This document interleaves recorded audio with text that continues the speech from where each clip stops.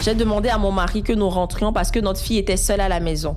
Une fois à la maison, mon premier réflexe en arrivant a été d'aller vers la chambre de ma fille.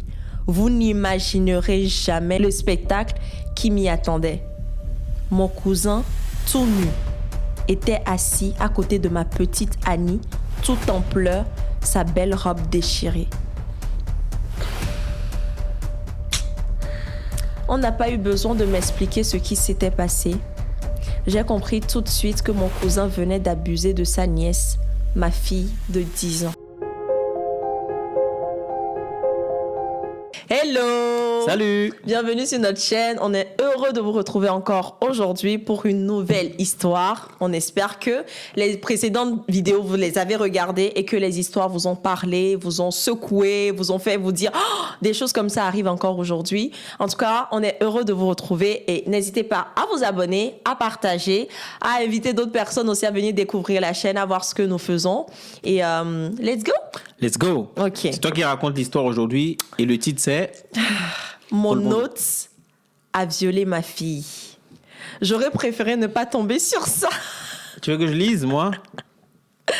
Non, je vais le faire. Mais en tant que mère et en tant que parent, c'est pas...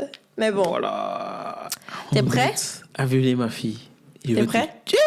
Non, t'es mort dans le film. T'es mort. Oui. Faut pas que YouTube censure les trucs. Oh là là là. Go, vas-y. On dit... Souvent, certaines personnes refusent que des parents leur rendent visite ou séjournent chez elles. On les traite de personnes méchantes ou inhospitalières, mais aujourd'hui, je leur donne raison à cause de ce que j'ai vécu personnellement. Il y a plus d'une quinzaine d'années, j'étais une jeune femme très heureuse qui adorait sa famille. En plus d'être mariée et mère de 5 enfants, j'aimais être à toutes les cérémonies qui rassemblaient ma famille. C'est d'ailleurs chez moi qu'avaient lieu toutes les réunions de famille, les mariages, les baptêmes de tous mes parents qui, au lieu d'aller au village, souhaitaient faire leurs différentes cérémonies à Abidjan. J'avais un mari très compréhensif et très généreux. Lorsqu'un oncle ou une tante ou un cousin décidait de venir à Abidjan, c'était chez nous qu'il séjournait. L'hospitalité était une habitude chez nous. Nos enfants s'y étaient habitués. Ils ne se plaignaient jamais. Au contraire, ils rigolaient en disant que notre maison était un orphelinat et un abri pour les SDF, sans domicile fixe. Il y avait toujours de l'ambiance à la villageoise dans mon foyer. Mon mari et moi étions du même village, donc c'était comme une même famille. La villa dans laquelle nous vivions à l'époque avait 3 chambres et le bâtiment annexe comprenait 2 dépendances pour nos éventuels étrangers. Et croyez-moi, elles étaient tout le temps occupées. Les plus réguliers, c'était mon cousin Cassie et sa petite sœur. C'étaient aussi mes préférés car eux ne venaient jamais les mains vides. Ils avaient toujours de petits cadeaux pour moi, des régimes de bananes, de la viande d'agouti et des légumes. Nos enfants aussi les aimaient bien. Cassie leur racontait les contes et des légendes du village qu'ils appréciaient. Cassie était planteur de légumes et chaque mois, il venait encaisser son argent auprès de ses clients. Il était très généreux. Lorsqu'il avait de l'argent, tout le monde en profitait. Il faisait des cadeaux aux enfants. Il était tellement régulier qu'on avait l'impression qu'il habitait même chez nous. Cassie et moi étions très complices. Je réglais souvent les problèmes qu'il avait avec sa concubine. Elle parlait du garçon? Oui, de son Rappelle cousin. Son nom, c'est? Cassie. Non, c'est pas la fille qui est Cassie, c'est lui qui est Cassie? Oui, c'est le cousin qui est Cassie. Ok, je pensais que c'était la fille. Donc moi, non, j'ai... Ok. Non, c'est son cousin qui s'appelle Cassie. Ok. Donc elle dit que Cassie et moi étions très complices. Je réglais souvent les problèmes qu'il avait avec sa concubine, la mère de ses 2 enfants. Mon mari le trouvait très intelligent, ce qu'il était effectivement. À l'occasion de notre 15e anniversaire de mariage, nous avions organisé une sortie en famille, mon mari, nos enfants et moi. Le dîner était prévu pour 20h. Jusqu'à 20h30, je n'étais pas encore prête. Mon mari était furieux. Jusqu'à quoi? Jusqu'à 20h30. Alors le repas n'était pas encore... Alors que le dîner était prévu pour 20h. Si c'était lui là. Continue, Ouais. on t'a pas demandé si c'était moi. Continue l'histoire. Mon mari était furieux. Notre dernière Annie, du coup sa dernière fille, qui avait à peine 10 ans, dormait profondément. Elle avait tellement attendu ce dîner qu'elle s'est endormie tout habillée. Elle portait une belle tenue de sortie. Au moment de nous en aller, j'ai voulu la réveiller, mais son père a demandé qu'on ne la dérange pas. Aïe, aïe. Cassie venait d'arriver du village. Nous lui avons demandé de veiller sur notre petite princesse le temps qu'on revienne. 10 ans.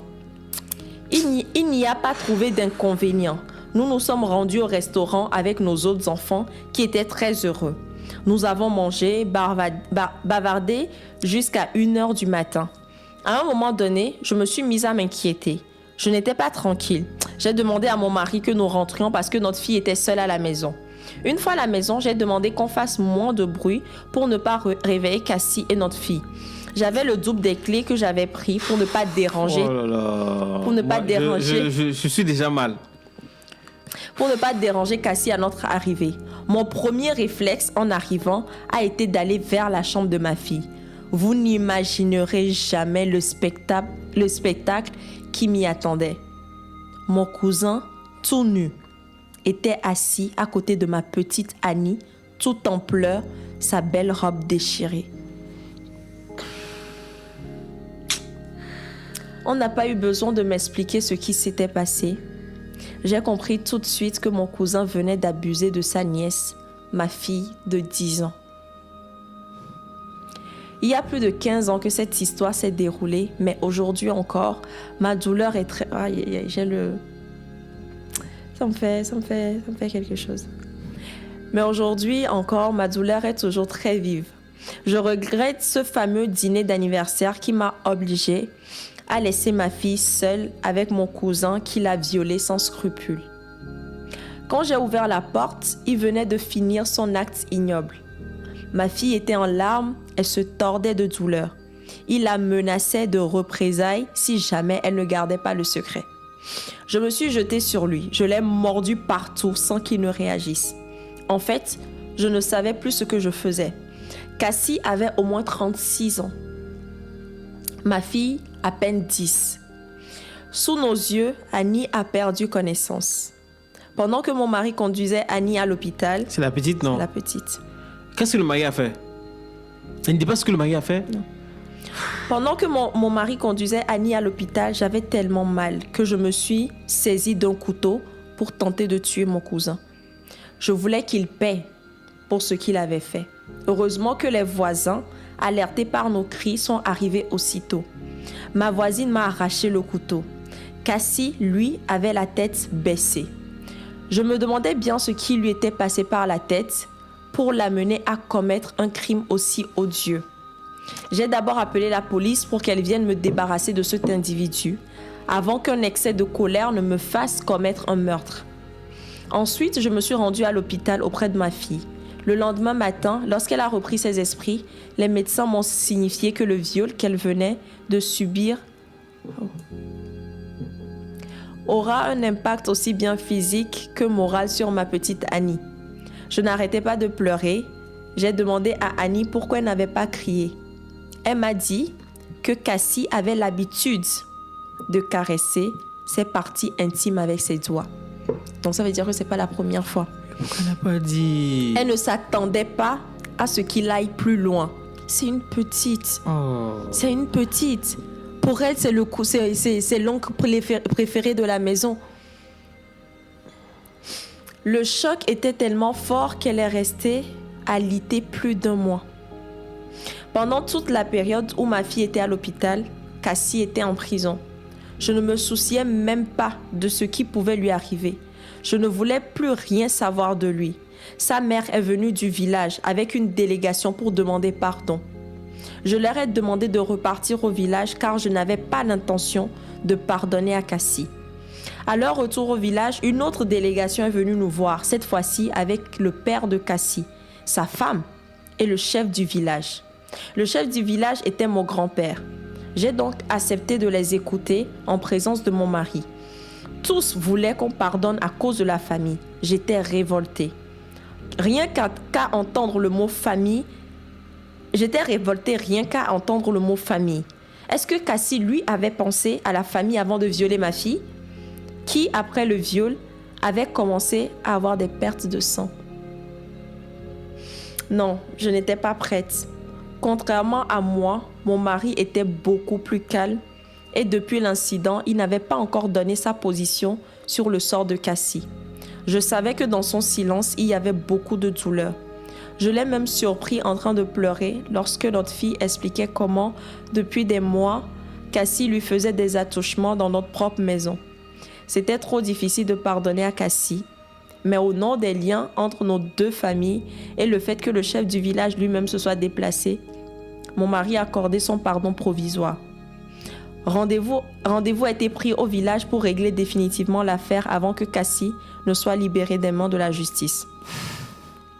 Mon Dieu. En fait, des fois, quand je rigole, mais je suis au fond, je suis... Bref, continue, termine l'histoire. On va 2 mois après cet incident, il y avait toujours de la tension dans notre maison. Soit avec des parents venus plaider pour Cassie, soit avec mon mari qui trouvait que je n'avais pas suffisamment surveillé, c'est ça le truc, suffisamment surveillé notre fille. Ainsi, Cassie avait réussi à nous tromper tous avec ses petits cadeaux. Nous nous sommes rendus au village pour régler cette affaire qui divisait la famille. Certains étaient d'accord avec notre refus de pardonner, tandis que d'autres trouvaient que la famille passait avant tout. De discussion en discussion, il a été décidé que même si nous avions mal, Cassie était du même sang que nous. Et que nous ne pouvions changer cela. Je me souviens encore de ce que le chef avait dit comme si c'était hier. Ma fille, souvent on laisse le sang dans notre ventre et on vomit de l'eau. Le mal est déjà fait. Pardonne à ton cousin. Nous avons fait libérer Cassie de prison à notre retour du village. Depuis lors, nous avons décidé qu'aucun villageois ne séjournerait plus jamais chez nous, car notre hospitalité a détruit la vie de notre fille Annie. Cela fait exactement 16 ans que j'ai vécu ce cauchemar.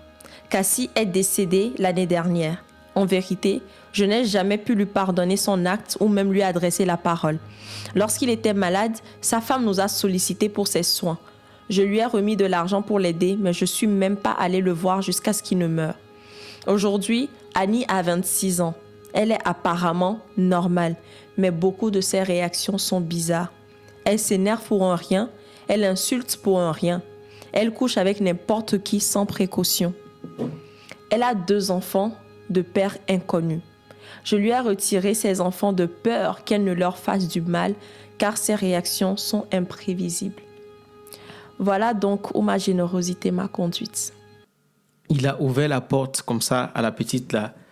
Tu vois le traumatisme? Non. Là, je vais laisser les émotions de côté, mais on va parler vrai. C'est-à-dire que il faut qu'on arrête cette histoire-là de c'est la famille. Moi, je sais que moi, dans ma situation, honnêtement, qu'on arrête de me dire que le mal est déjà fait. Oui, le mal est déjà fait. Mais je suis maître de pardon là. Je ne te pardonne pas. Et tu n'es pas devant moi. Si tu es devant moi, c'est que je vais t'ôter la vie. Ça, il faut qu'on soit clair. Il faut qu'on soit clair. Parce que l'acte que tu as pris et que tu as posé, qu'on me dise que ce n'était pas lui, c'est un démon qui est entré en lui, ça va se terminer là. En Afrique, il y a toujours ce cas-là.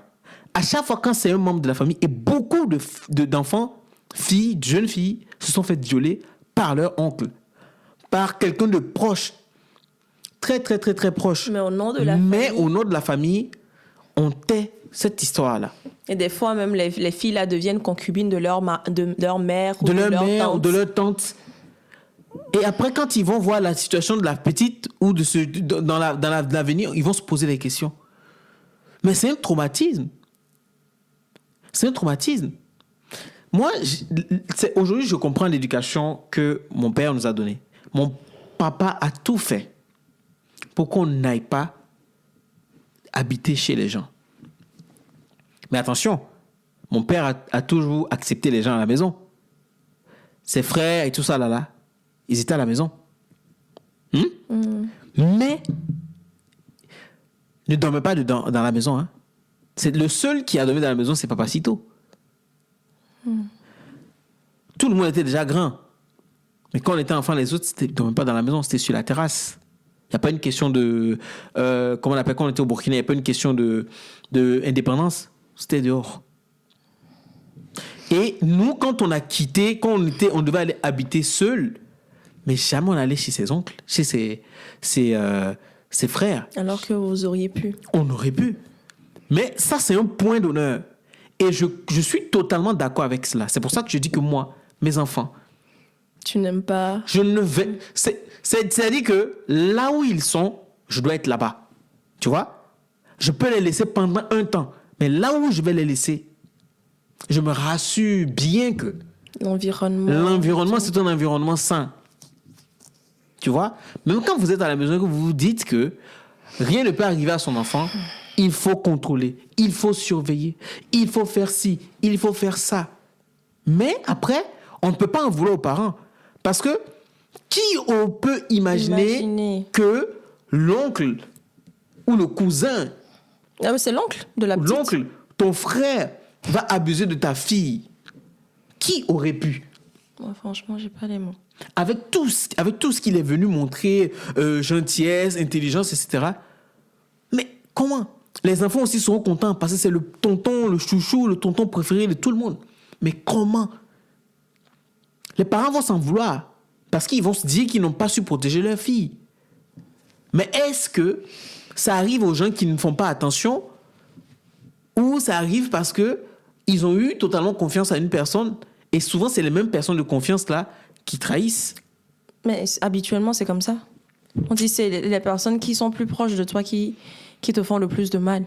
Moi, je peux dire que je peux te pardonner, mais le fait de libérer la personne. Mais pourquoi libérer la personne? Moi, en tout cas, à ce stade-là, je ne pense pas que je vais te donner mon accord pour qu'on te libère. Je peux te pardonner et me dire que, OK, ce n'est même pas pour toi que je peux te pardonner. Il faut assumer ces responsabilités-là. La loi va sévir. Exactement. La loi, il faudrait aussi, comment aller retirer une plainte? Il faudrait aussi que l'État... Normalement, le viol, c'est un crime contre l'humanité. Ah, mais bien sûr. Et normalement, dans nos États, quand on a déjà statué que ça a été acté, que ça a été fait et que ça a été reconnu, même si la personne qui a porté plainte retire la plainte continue. L'État reprend le relais sur ça. C'est ça. On ne peut pas accepter ça. Y a pas... Et puis, je ne comprends pas ces familles-là qui viennent encore, qui plaident. C'est une question de famille, c'est une histoire de famille, réglons ça en famille. Non, c'est le sang. On vomit de l'eau. Non. C'est le sang, chez moi, ok.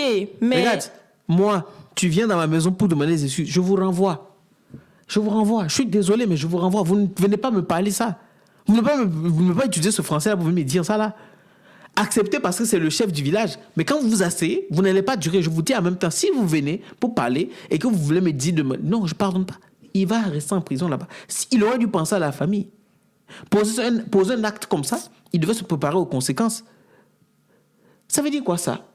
Je me rappelle quand on faisait les lives et on parlait de... Il y avait une période où on faisait les lives avec les autres sur Amazing Togolese. Ouais. On en avait parlé. Les viols des enfants, etc. Mais souvent, c'est les oncles. C'est ça. Et c'est les mamans qui essaient de taire ce discours-là. Pour l'honneur de la famille. Pour l'honneur. Oh, faut pas que tout ce qui se passe le linge sale se lave en famille. Mais il y a certains linges sales qui doivent se laver devant la justice. En fait, c'est ça. Parce que c'est toute la vie. C'est toute la vie de cet enfant qui est gâché comme ça. Là, on parle encore de l'Afrique. Mais regarde tout ce qui se passe même en France. Où des papas violent leurs enfants, leurs nourrissons. On a des preuves, on a des audios, mais la justice refuse et confie la garde des enfants là à leur père jusqu'à ce que les enfants grandissent et mettent fin à leur vie. Moi, en fait, je ne comprendrai jamais comment on peut dire que un enfant a été abusé sexuel, que ce soit attouchement même ou aller plus loin, même déjà le fait même que tu poses la main sur l'enfant de quelqu'un, partie intime de l'enfant de quelqu'un. Non. Moi, je vais dire une chose qui va choquer, mais si on regarde dans l'histoire de la France a toujours été un pays pédophile. Hein. Oui, quand tu vois les documentaires... La France a toujours été un pays pédophile. Hein. Aujourd'hui, il y a plus de 40 000 enfants qui disparaissent là, on ne sait pas. Moi, aujourd'hui, j'ai regardé encore un documentaire qui... Bon, bref, c'est pas le sujet. Faites attention. Faites attention à vous. À qui vous laissez vos enfants? Chez qui vous laissez vos enfants? Moi, je dis toujours, prenez... Quand vous avez des enfants, il peut y avoir des situations très difficiles. Des fois, tu as besoin que quelqu'un vienne garder ton enfant. Je ne refuse pas. Mais il faut tout faire pour que ces situations-là arrivent au minimum. C'est-à-dire C'est ça. que il faut faire tout votre max pour que cette situation n'arrive pas. Au minimum, il faut que ça... Si ça doit arriver 100 fois, que ça arrive juste 10 fois. Tout faire, être présent. Surtout pour... Aujourd'hui, même, c'est même plus filles et garçons. C'est ça. Les c'est filles ça. sont encore vulnérables, C'est certes. ça. Mais même les jeunes hommes aussi. Même les petits garçons. Même les petits garçons. Oh, mon Dieu. En tout cas, faites attention. Priez beaucoup pour les personnes clair. qui vous entourent. C'est clair. Qui vous entourent. Parce C'est que clair. vous pouvez voir une personne de façade comme ça, que vous allez dire, oh, il est tout gentil. Regardez Cassie. Qui aurait pu imaginer? Mais le fond de la personne, c'est Dieu qui vous le révèle. Donc, faites attention. Il y a des signaux aussi. Une personne qui est en froid avec sa concubine, les enfants par-ci, par-là. Bref, lui-même ses enfants. Si quelqu'un avait fait ça à l'un de ses Je enfants. sais pas comment il est. Je sais pas.